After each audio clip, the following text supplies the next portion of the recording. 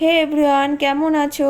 আশা করছি সকলে খুব ভালো আছো। নতুন একটি ভিডিওতে তোমাদের সকলকে স্বাগত জানাই। এখন দেখো সকালবেলায় সকাল 8টা মতো বাজছে। স্নান টান সব হয়ে গেছে। এখন এই যে রাত্রিবেলায় চিয়া সিড ভিজানো জলটা রেখেছিলাম ভিজিয়ে, তো আজকে থেকে আমি ফার্স্ট টাইম এটা ট্রাই করলাম, খেলাম। আমার মুখটা দেখে বুঝতেই পারলে আমার একদমই ভালো লাগেনি, কোনো টেস্ট নেই। অবশ্যই এটা টেস্টের জন্য খাওয়া না, শরীরের উপকারের জন্যই খাওয়া। তো খেলাম, মোটামুটি লাগলো। যাই হোক, এটা খেতে হবে রোজ। রুহির পাপা যেহেতু এনে দিয়েছে, না খেলে আমাকে বকবে। তো যাই হোক, খেলাম। খেয়ে দেখো এখন রান্নাবান্না বসিয়ে দিয়েছি, রান্না কমপ্লিট হয়ে গেল। ওইদিকে করেছি তো পাঁচ তরকারি, আলু পটল ভাজা আর মাছের ঝোল। একটু ডাল করতাম কিন্তু টাইম হলো না। এখন ঘড়িতে দেখতে পাচ্ছ সকাল 10:30 মতো বাজে, এখনও বাজেও নি 10:30। আমি রেডি হয়ে নিয়েছি কারণ যাবো রুহিকে স্কুল থেকে আনতে। রুহির 11টার পরেই ছুটি হয়, কিন্তু আজকে তাড়াতাড়ি বের করে নিব কারণ ওকে নিয়ে যেতে হবে প্রাইমারি স্কুলে এক্সাম, তার জন্য।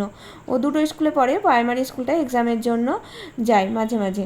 আর এদিকে দেখো রুহির জন্য নিয়ে নিলাম টিফিন গুছিয়ে, মুড়ি আর ওই যে পাঁচ তরকারি করেছিলাম ওটাই।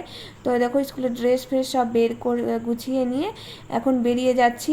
রুহিকে স্কুল থেকে নিয়ে নিলাম। এখন চলো, এখন একটা জায়গায় বসবো, যে প্রাইমারি স্কুলের পাশে, ওখানে বসিয়ে ওকে ড্রেস চেঞ্জ করে টিফিনটা নিয়ে এসেছি, ওকে ওকে খাইয়ে দেবো। দেখো রুহির জন্য এই যে রুহিকে রেডি করে ফেলেছি। এখন এই যে টিফিনটা এনেছিলাম, রুহি এখন খাচ্ছে। খাওয়া দাওয়া হয়ে যাক, তারপর ওকে আবার স্কুলে দিয়ে দিব, পরীক্ষা আছে যেহেতু।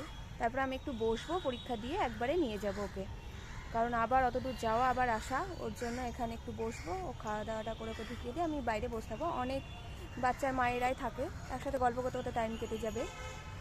চলো রুহি খেয়ে নাও। পরে ওকে ক্লাসের মধ্যে ঢুকিয়ে দিয়ে কিছুক্ষণ বসেছিলাম, প্রায় 1:30-2টো পর্যন্ত। তারপরে ওই যে ওকে নিয়ে এখন বাড়ি ফিরছি। তো চলো টাটা, সবাই খুব ভালো থেকো।